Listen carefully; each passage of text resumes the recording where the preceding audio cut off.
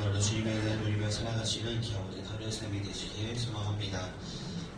오늘 본문에 앞서 3장에서 사울이 선지자 사무엘에게 기름 부음을 받고 이스라엘 왕으로서 미스바에서 공식적으로 나타나는 것을 말씀하고 있습니다.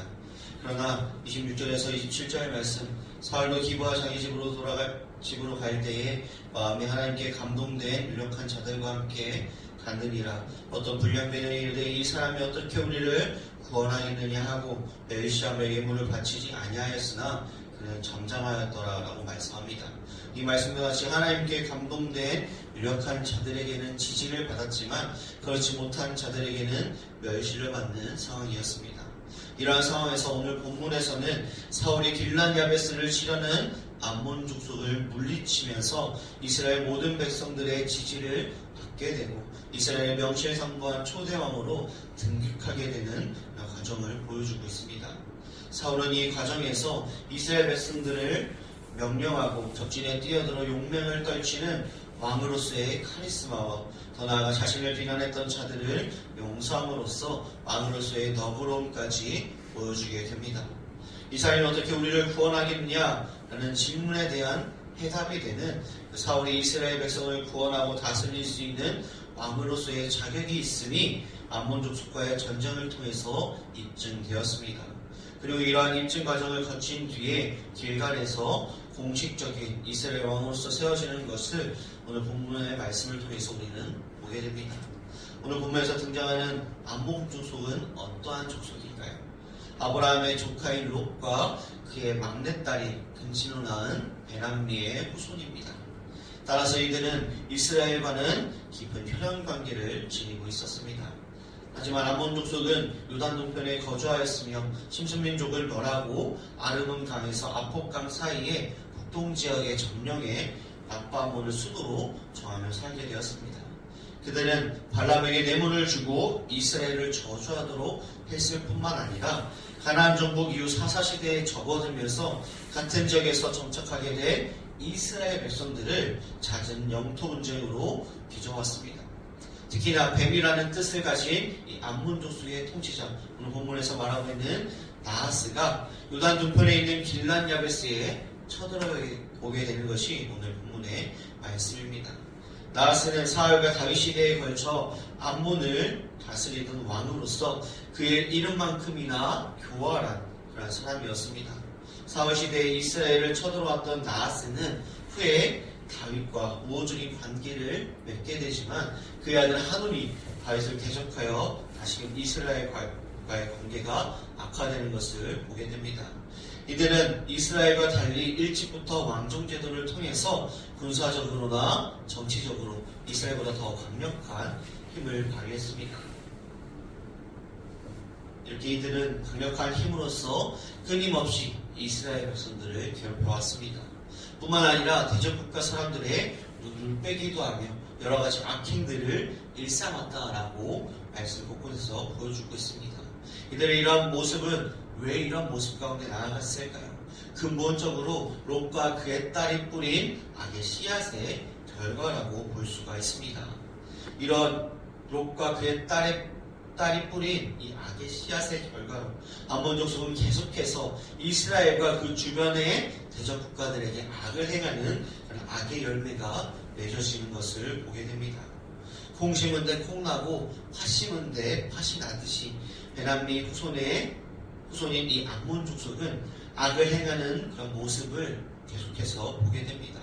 갈라디아 6장 7절 말씀, 사람이 무엇으로 심든지 그대로 거두리라 라고 말씀합니다. 이 말씀과 같이 우리 삶 속에서 우리는 악의 열매를 심으며 나아가는 것이 아니라 의의 열매를 거두기 위해서 의의 씨앗을 뿌리며 나아가는 우리의 삶이 되어야 함을 말씀하고 있는 것입니다. 악을 행하면서 좋은 결과를 기대하는 것이 아니라 의롭게 행하여 의의 씨앗을 뿌리고 구원의 열매를 맺으시는 우리 모든 성도님들 되시길 소망합니다. 구원의 열매를 맺기 위해서는 어떻게 해야 하는가? 에베소서 5장 2절 말씀, 그리스도께서 너희를 사랑하신 것 같이 너희도 사랑 가운데서 행하라. 그는 우리를 위하여 자신을 버리사 향기로운 제물과 희생제물로 하나님께 드리셨느니라 라고 말씀합니다.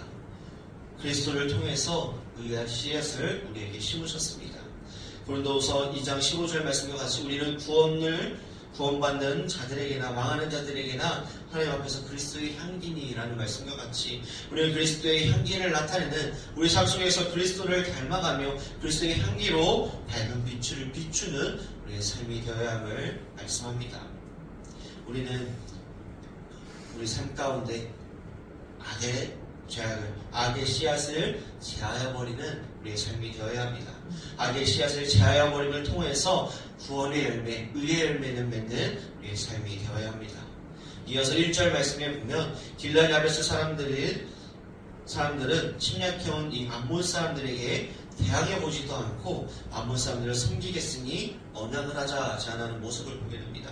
1절 말씀에 암몬 사람 나하스가 올라와서 길르앗 야베스에 맞서 진침해 야베스의 모든 사람들이 나하스에게 이르되 우리와 언약하자 그리하면 우리가 너를 섬기리라 하니라고 말씀합니다.